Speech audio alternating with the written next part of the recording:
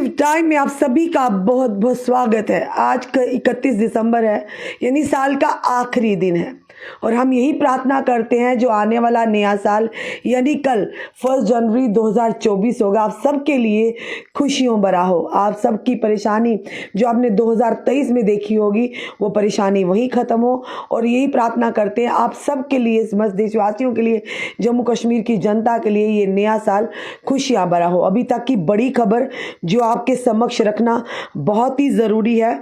Curative service जो private company limited के द्वारा करोड़ों रुपए का जो घोटाला करके जो कंपनी थी, लोगों की मेहनत की कमाई को किस तरह से उड़ा ले गए थे, पूरी खबर उसके बारे में है। जो भी जनता इस समय में देख रही है वो ज़रूर कमेंट बॉक्स में कमेंट भी कीजिए, इस वीडियो को जितना हो सके शेयर कीजिए। लगभग जो सूत्रों के आधार पर हम तक खबर आ रही थी 80 करोड़ का जो घोटाला था, पहले 59 यानी कि करोड़ का, अब जो हम तक खबर आ रही है कि लगभग करोड़ों रुपए जो आम जनता के जम्मू कश्मीर से ऐंठ कर वो भाग गए क्यूरेटिव सर्वे कंपनी।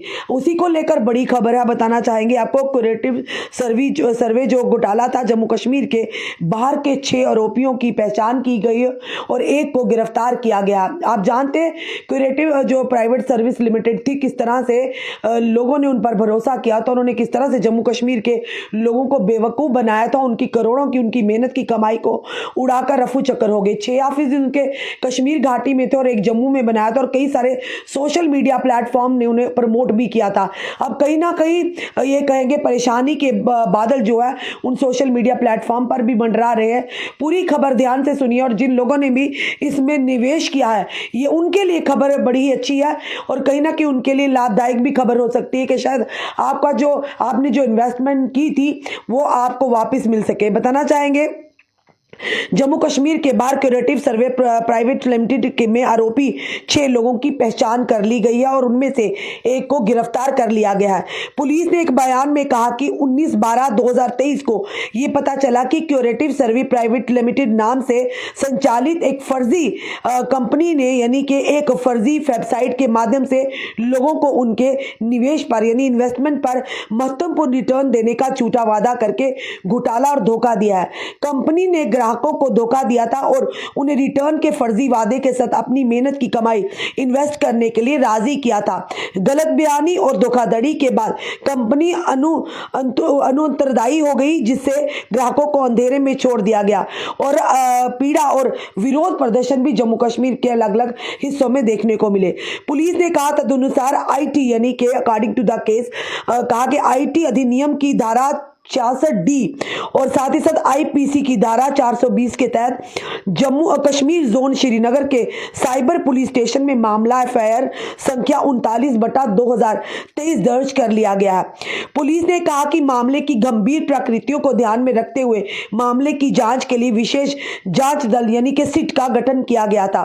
जांच के दौरान यह पता चला कि कंपनी ने जनवरी फरवरी 2023 के महीने में कश्मीर घाटी में 6 कार्यालय यानी ऑफिस और जम्मू में एक क्षेत्रीय कार्यालय खोला था। बाद में सभी यानी कि 7 कार्यालयों की तलाशी ले गई, उन्हें सील कर दिया गया और उन्हें कार्यालयों में पाए गए आपत्तिजनक साक्ष्यों को यानी सबूतों को जब्त कर लिया गया और विश्लेषण और विशेषज्ञ की राय के लिए एफएसएल को भेज दिया गया। पूरे जम्मू कश्मीर में कंपनी ने कई कर्मचारियों की पहचान भी की गई है, उनकी जांच की गई और उनके बयान दर्ज किए गए। इसके अलावा कई पीड़ितों ने भी यानी कि सिट से संपर्क किया और उनके बयान दर्ज किए गए। पुलिस का बयान आगे पढ़ा गया। पीड़ितों के बयान, तकनीकी और डिजिटल सबूतों के आधार पर सिट ने 6 आरोपी व्यक्तियों की पहचान की है जो सभी केंद्र शासित प्रदेश जम्मू कश्मीर के बाहर के निवासी हैं। चिन्हित अभियुक्तों की गिरफ्तारी के अलग अलग पुलिस टीमों की गठित की गई थी। एक आरोपी को एसआईटी सिट ने तमिलनाडु से गिरफ्तार कर लिया है और उसे पुलिस रिमांड पर लिया गया है। बाकी आरोपियों की भी गिरफ्तारी के प्रयास यानी कि जारी हैं।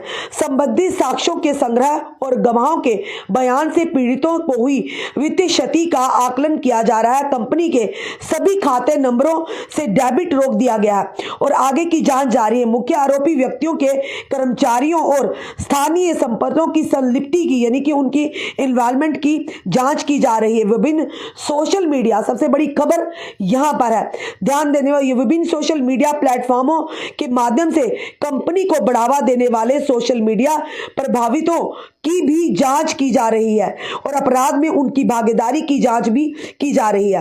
अब तक cyber police station Kashmir zone Srinagar को लगभग 27 शिकायतें मिली हैं, ये आगे बताया गया है।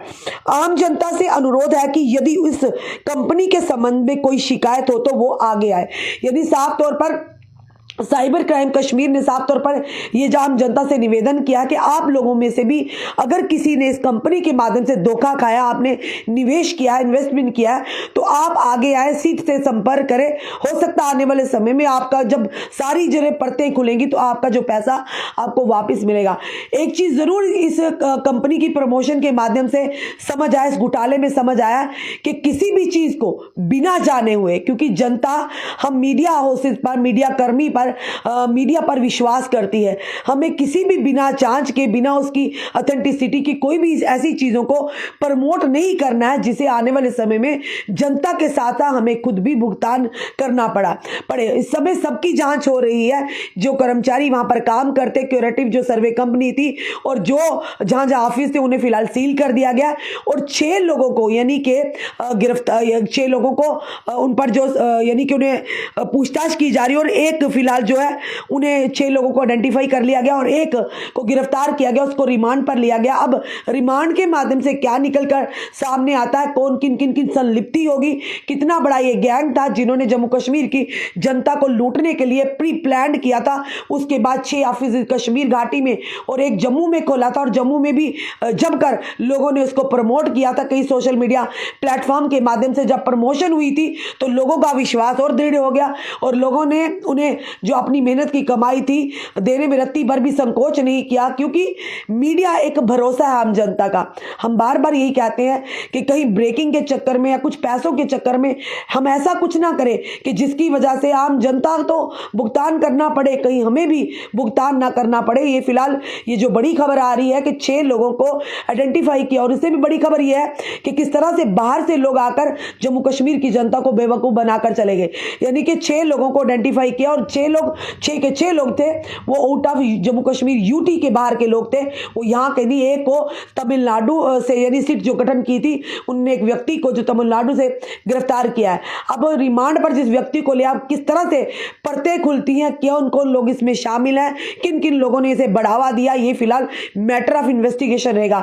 पर हाँ, ये जरूर कहेंगे कि पुलिस और साइबर जो सेल की मदद से फिलहाल कम से कम कुछ तो हाथ लगा, लोगों को उम्मीद तो जागी और लगभग ये भी बताया जा रहा है 27 जो एफआईआर दर्ज है। इसी के सिलसिले में आम जनता से पुलिस ने, साइबर सेल ने ये आम जनता से भी निवेदन किया कि अगर आप लोगों के साथ भी, आप लोग भी इस धोखाधड़ी का शिकार हुए तो आप भी सामने आइए, आप भी अपनी एफआईआर या शिकायत दर्ज कराइए, ताकि आने वाले समय में आपकी जो मेहनत की कमाई है आपको शायद वापस मिल सके। क्योंकि पुलिस के शिकंजा अब हो चुका है, शिकंजे में वो लोग आ चुके हैं, पूछताछ जारी, 6 लोगों को आइडेंटिफाई कर लिया और एक को फिलहाल हिरासत में ले लिया और जितने भी ऑफिस उन्हें सील कर दिया और कई आपत्तिजनक वहां पर दस्तावेज थी जिन्हें हिरासत यानी कि जिन्हें कस्टडी में लिया गया।